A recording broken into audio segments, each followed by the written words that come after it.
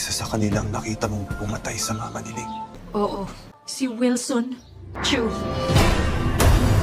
Mangiyak-ngiyak si Charleston nang sabihin niyang pumunta siya kay Divine noong nakasaksak siya dahil tinuring niya itong pangalawang ina at alam niyang maiintindihan siya ni Divine na sampal kay Cindy dahil mas close pala si Charleston kay Divine kaysa sa kanya na mismong mama niya na kinagulat nila Bettina at Irene dahil totoo ngang mabuting tao ang mama ni Caroline.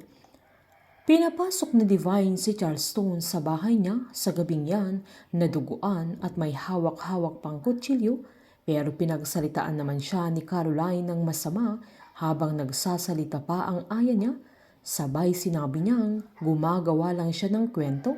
kaya umamin na din si Carlo na totoong may nasaksak sila ng aya niya na sinumbat pa niya sa dalaga na hindi niya alam kung anong pinagdaanan niya para lang makalimutan niya si Lawrence. Nagalit pa si Gina na sinabihan niya ang anak niya na bakit hindi niya inamin sa kanya noon dahil ang buong akala ni Gina ay si Carlo ang tunay na pumatay kaya sinigawan din siya ni Carlo na sinumbat niya sa mama niya na siya ang ina niya na bakit niya naisipang killer siya kaya agad namang sinabi ni Gina na umuwi siyang tulala at duguan ang uniform niya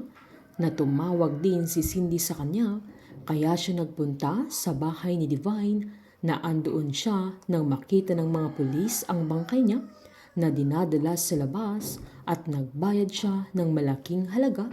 para lang makuha niya yung murder weapon kaya agad namang sinumbat ni Caroline na si Gina ang nag-utos na palabasing nagpakamatay ang mama niya na agad namang tinanggi ni Gina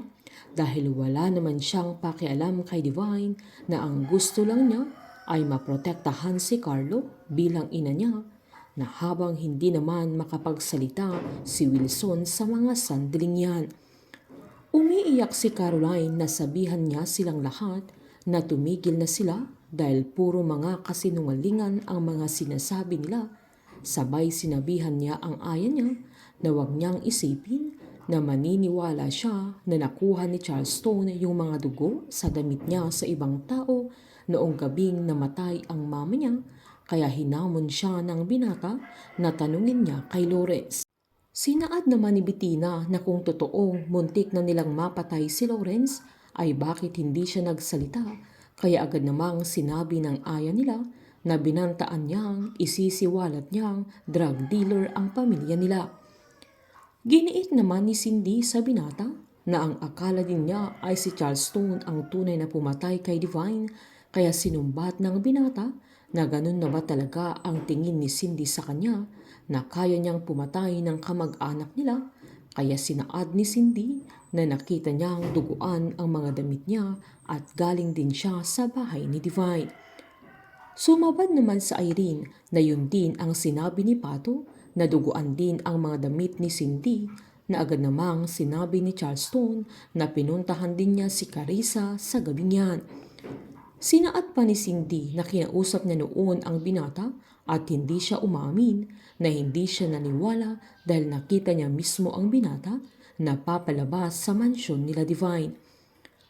Agad namang sinabi ni Charleston na may nasaksak siya at yun din ang gabing nakita niyang namatay ang mama ni Caroline kaya hindi siya makasagot ng maayos noon.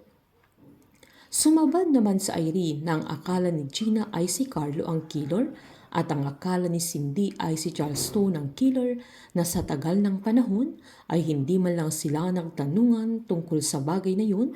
na agad namang sinabi ni Gina na bakit nila pag-uusapan ng isang krimen na alam niyang involved ang anak niya na pwedeng makulong si Carlo at agad ding sinabi ni Cindy na hindi nagtanong dahil ayaw niyang gamitin yon ni Gina sa batas para sa kanilang dalawa ni Charleston. Giniit pa ni Irene na andoon silang lahat na kulang na lang na mag-party sila na kung hindi suicide at wala sa kanila ang pumatay ay sino ang tunay na killer kay natahimik silang lahat. Giniit pa ni Charleston na paglabas niya ay may nakita siyang babaeng lumabas mula sa bahay nila Divine na ang nakita niya ay si Annie dahil kakausapin din sana niya si Divine sa gabing yun, kaya giniit naman ni Bettina na kailangan nilang mahanap ang babaeng nakita ng aya niya noong gabing pinatay si Divine.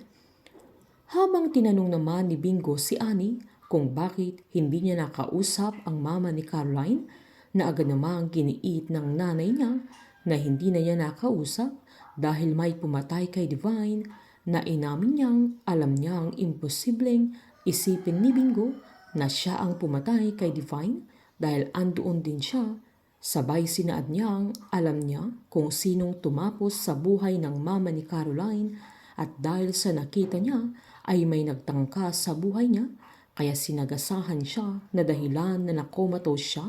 at nang makarecover ay sinubukan niyang hanapin si Bingo pero hindi na niya makita. Pero sinabi na lang niya sa sarili niya na mas okay na yun dahil ayaw na niyang maging delikado pa ang buhay ng anak niya, na ginusto niyang lumaban pero makapangyarihan ang mga Chu. Kaya sinaad naman ni Bingo na nilalabanan niya ang mga Chu dahil isa sa kanila ang nakita niyang pumatay sa mama ni Caroline,